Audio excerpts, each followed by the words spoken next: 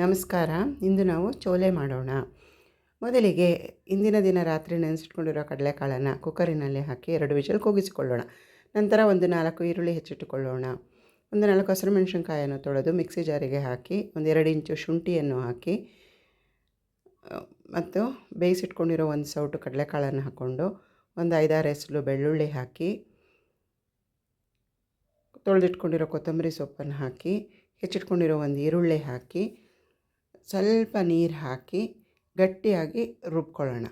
ಆಮೇಲೆ ಒಂದು ಬಾಣಲೆ ಒಲೆ ಮೇಲಿಟ್ಟು 4 ಸ್ಪೂನ್ ಎಣ್ಣೆ ಹಾಕಿ, ಎಣ್ಣೆ ಬಿಸಿ ಆದಮೇಲೆ 1 ಚಮಚ ಜೀರಿಗೆ ಹಾಕಿ, ಒಂದು 4 ಲವಂಗ, 1 ಚಕ್ಕೆ ಚೂರು ಹಾಕಿ, ಅದು ಫ್ರೈ ಆದಮೇಲೆ 1-2 ಈರುಳ್ಳಿ ಹೆಚ್ಚಿಟ್ಕೊಂಡಿರೋದನ್ನು ಹಾಕಿ ಚೆನ್ನಾಗಿ ಫ್ರೈ ಮಾಡ್ಕೊಳ್ಳೋಣ. ಫ್ರೈ ಆದಮೇಲೆ ರುಬ್ಬಿಟ್ಕೊಂಡಿರೋ ಮಸಾಲೆ ಹಾಕಿ ಅದನ್ನು ಚೆನ್ನಾಗಿ ಫ್ರೈ ಮಾಡೋಣ. ಎಣ್ಣೆ ಬಿಡೋ ಅಷ್ಟು ಚೆನ್ನಾಗಿ ಫ್ರೈ ಮಾಡ್ಕೊಂಡಾದಮೇಲೆ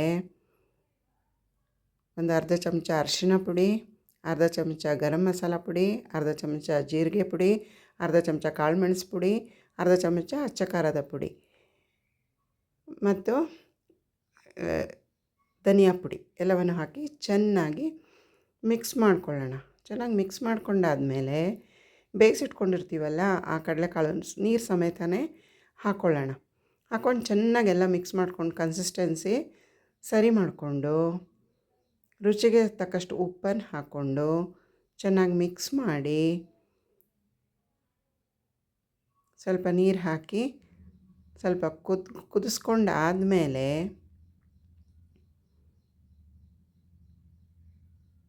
ಈ ಹಂತದಲ್ಲಿ 1 ಚಮಚ ಚೋಲೆ ಮಸಾಲ ಹಾಕಿ ಚೆನ್ನಾಗಿ ಮಿಕ್ಸ್ ಮಾಡಿ ಒಂದು ಕುದಿ ಕುದ್ದ ಮೇಲೆ ಆಫ್ ಮಾಡ್ಕೊಳ್ಳೋಣ. ಸ್ಟವ್ ಆಫ್ ಮಾಡಿಕೊಂಡು ಹಸಿ ಈರುಳ್ಳಿ ಒಂದು ಹೆಚ್ಚಿಟ್ಕೊಂಡಿರೋದು ಹಾಕಿ, ಸಣ್ಣಗೆ ತೊಳೆದು ಹೆಚ್ಚಿಟ್ಕೊಂಡಿರೋ ಕೊತ್ತಂಬರಿ ಸೊಪ್ಪನ್ನು ಹಾಕಿ, ಒಂದು 4 ಚಮಚ ನಿಂಬೆ ರಸವನ್ನು ಹಾಕ್ಕೊಂಡ್ರೆ ರುಚಿಕರವಾದ ಚೋಲೆ ಸವಿಯಲು ಸಿದ್ಧ. ನಾನು ಚಪಾತಿ ಒಟ್ಟಿಗೆ ಸರ್ವ್ ಮಾಡಿದ್ದೇನೆ. ನೀವು ಇಷ್ಟ ಬಂದ ಇದಕ್ಕೆ ಸೈಡ್ ಡಿಶ್ಶಾಗಿ ಉಪಯೋಗಿಸ್ಕೊಳ್ಳಿ. Please do share, like and subscribe. Thanks for watching. ಧನ್ಯವಾದಗಳು.